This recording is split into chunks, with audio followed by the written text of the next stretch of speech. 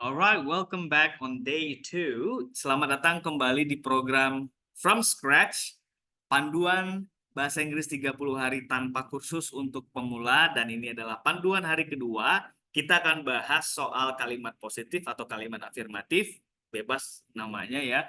And then ada kalimat negatif dan juga question. Nah, kenapa teman-teman mempelajari ini di panduan hari kedua? Karena setelah bisa membuat kalimat sederhana di hari pertama, teman-teman nanti harus tahu juga bahwa kalimat itu seperti dalam bahasa Indonesia ya, ada juga kalimat negatif dan ada kalimat pertanyaannya. Nah, di video pengantar saya ada bilang teman-teman harus secepatnya bisa bertanya dalam bahasa Inggris karena ini very apa ya, practical gitu. Kalau teman-teman jalan-jalan ke luar negeri misalnya, tentu butuh tanya-tanya ke orang kan pakai bahasa Inggris. Nah, jadi makanya ini di day 2 langsung dipelajari bagaimana bertanya dalam bahasa Inggris. Oke?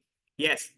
Nah, kalimat positif dulu. Jadi I go to office ini adalah kalimat positif. Kalimat positif itu ya sama dengan bahasa Indonesia, kalimat positif ya, tidak menunjukkan kalimat negatif. Kalimat negatif itu ciri-cirinya tidak. Misalnya, kalau I go to office, saya pergi ke kantor. Kalau negatifnya berarti saya tidak pergi ke kantor. Gitu ya. Baik. Oke. Nah, kalau kalimat negatifnya gimana? Saya tidak pergi ke kantor. I not go to office. Biasanya nih yang baru belajar sering salah gitu. Saya tidak pergi. Saya bahasa Inggrisnya I. Tidak bahasa Inggrisnya not.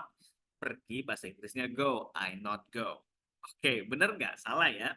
Yang benar adalah I do not go to office. Saya tidak pergi ke kantor. Nah, apa bedanya I not go to office dengan I do not go to office? Bedanya di yang biru ya, yang benar itu yang warna biru, not-nya nggak sendirian, ada kata do.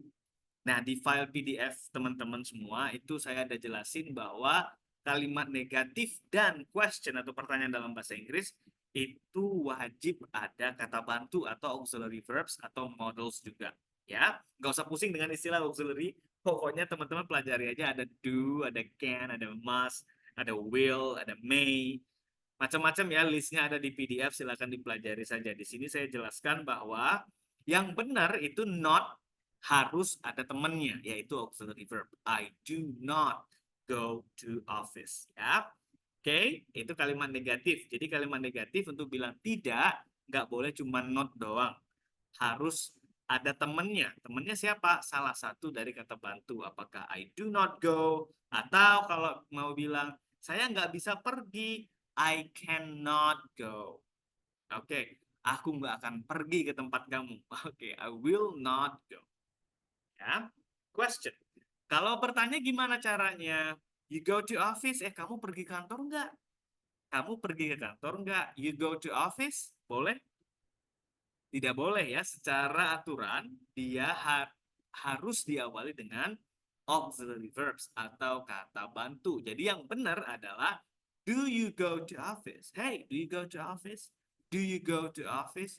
Do you go to office? Jadi catat, pertanyaan dalam bahasa Inggris itu wajib diawali dengan salah satu kata bantu, apakah do atau can, sesuaikan dengan maksud atau artinya.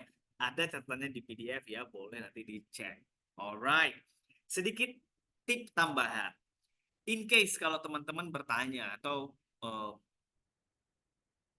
penasaran gitu, karena saya pernah dengar bule-bule sendiri kadang-kadang nggak pakai do, langsung aja you go to office, boleh nggak? Nah, di sini saya jelasin ya. Yang teman-teman pelajari karena belajar dari nol, maka yang saya ajarin adalah rules atau yang benernya dulu. Oke? Nah, atau istilahnya eh, bahasa Inggris yang bakunya dulu. Ya, kalau yang pertama you go to office yang bule-bule juga sering pakai, itu disebut dengan spoken English atau bahasa Inggris yang hanya digunakan dalam percakapan sehari-hari yang biasanya konteksnya adalah santai atau casual conversations atau informal ya atau chatting.